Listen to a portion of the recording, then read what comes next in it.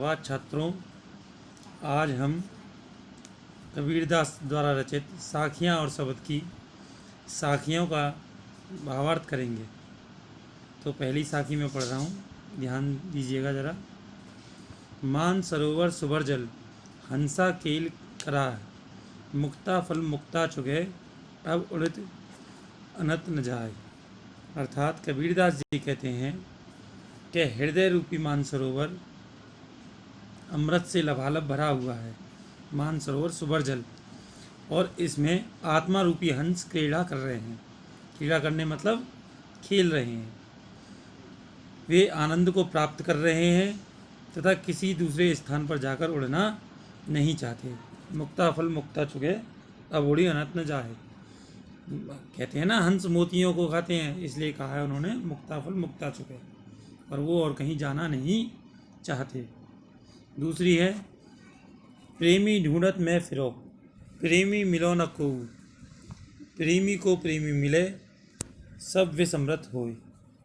अर्थात इसमें कबीरदास जी इस साखी के अंतर्गत ईश्वर के सच्चे मन से उपासना करने की, वे उनके भक्तों को तलाशने की बात कर रहे हैं। कबीरदास जी कहते हैं, प्रेमी ढूंढत मैं फिरो, प्रेमी मिलो न कोई। अर्थात मैं इस जगत में ईश्वर प्रेमी को खोज रहा हूँ, परंतु मुझे कोई भी सच्चा प्रेमी अभी तक नहीं मिलता है। कबीरदास जी आगे कहते हैं, प्रेमी को प्रेमी मिले, सब विष अमृत होए, कि जिस दिन मुझे ईश्वर से सच्चा प्रेम करने वाला मिल जाएगा, उस दिन मेरा सारा विष अमृत हो जाएगा, यानी मुझे ज्ञान की प्राप्ति हो जाएगी। अगली है, हस्ती चढ़िए ज्ञान को, सहज दुलीचा डार, स्वान रूप संसार है, भूकन दे झकमार। अर्थात ये कहते हैं कबीरदास जी आगे कि हे मानव, तुम ज्ञान रूपी हाथी पर सहज स्वभाव का दुलीचा डालकर चढ़ जाओ। हस्ती माने हाथी, तो सहज दुलीचा डाल के, जो कपड़ा डाल के उनके ऊपर है, वो चढ़ जाइए, क्योंकि यह अज्ञानी संसार कुत्ते के समान है। जैसे हाथी निकलता है, कुत्ते भौंकते हैं, व्यर्थ में भौंकता रहता है, इसी प्रकार से तुम इस संसार के बोलने पर ध्यान ना दो और अपने ज्ञान के मार्ग पर आगे बढ़ते चलो। आगे चौथी साखी है, पखा पखी के कारणे, सब जग रहा भुलान, निरपक होई के हरि भजे, सोई संत सुजान। कबीरदास जी आगे कहते हैं कि समस्त संसार के लोग पक्ष विपक्ष के वाद विवाद में पड़कर अपने मार्ग से भटक गए हैं।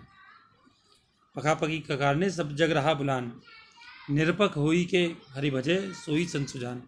और जो इस पखापकी के पक्ष विपक्ष के कारण में ना पढ़कर, इसके चक्कर में ना पढ़कर ईश्वर की सच्चे मन से साधना करते हैं, हरि भजते हैं, वो ही सही मायने में संत हैं।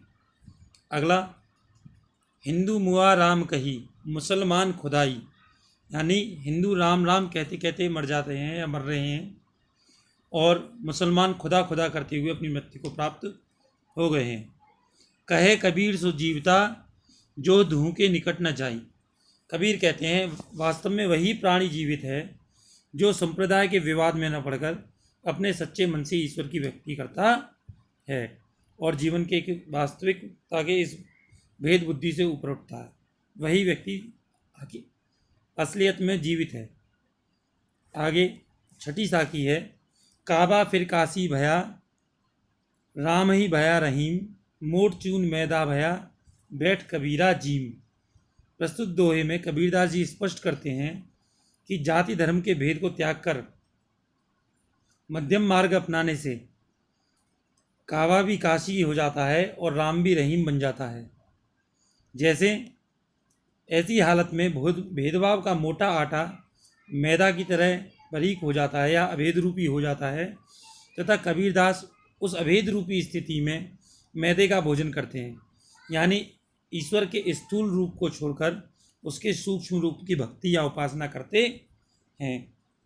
आखिरी साखी है इस पाठ की, ऊंचे कुल का जन्मिया, जो करनी ऊंच ना होए, सुबरन कलश सुरा भरा, साधु निंदा सोई।